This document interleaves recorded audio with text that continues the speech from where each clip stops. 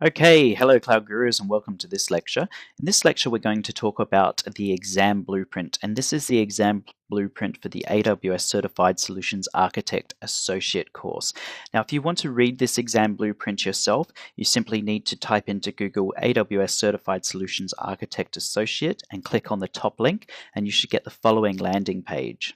Okay, so this is the landing page, and if you look under the Prepare for Your Exam section off to the right-hand side of the screen, you can click on the Download Exam Guide, and that will give you the exam blueprint. So have a read through that in your own time. The important things that you should pay attention to are the different objectives and what their weightings are. So the first objective is designing highly available, cost-efficient, fault-tolerant, and scalable systems, and that's worth 60% of the exam. The next objective is implementing and deploying, which is worth 10%.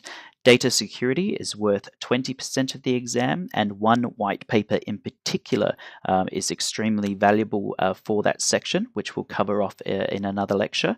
And then troubleshooting is worth 10% of the exam.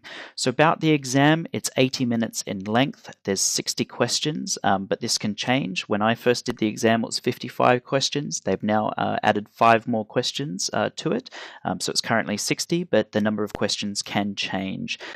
They're all multiple choice, and the pass mark is based on a bell curve, and it moves around. So I've had people who, I've had students who have got 67% and failed, and then other students who've got the same result, 67%, and have passed. So it can seem a little bit unfair, but it is based on a bell curve, and so the pass mark does move around, and that's why Amazon don't, advertise what the pass mark is.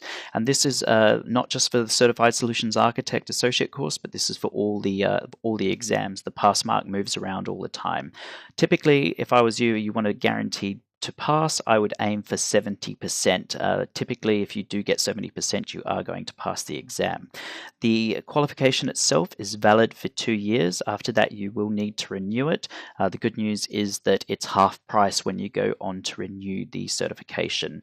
And the exam consists of scenario-based questions, and they can be quite difficult. So in terms of the way we structure the questions throughout this course, is we do start out with very simple questions at the start.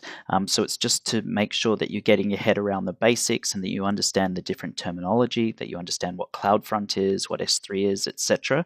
But as you progress through the course, the questions will get harder and harder.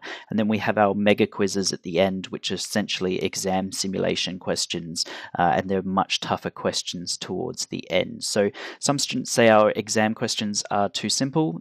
There's a reason for that. We are just trying to get you ready for the exam, in the beginning. But if you go towards the end of the course, you'll find that we have lots of difficult scenario-based questions, and this is a deliberate act on our behalf. We try and make things easy for you to begin with, then as you learn more and more, we make the questions harder and harder, and essentially we simulate the exam towards the end of the course. Okay, that's it for me, guys. If you have any questions, please let me know. If not, feel free to move on to the next lecture. Thank you.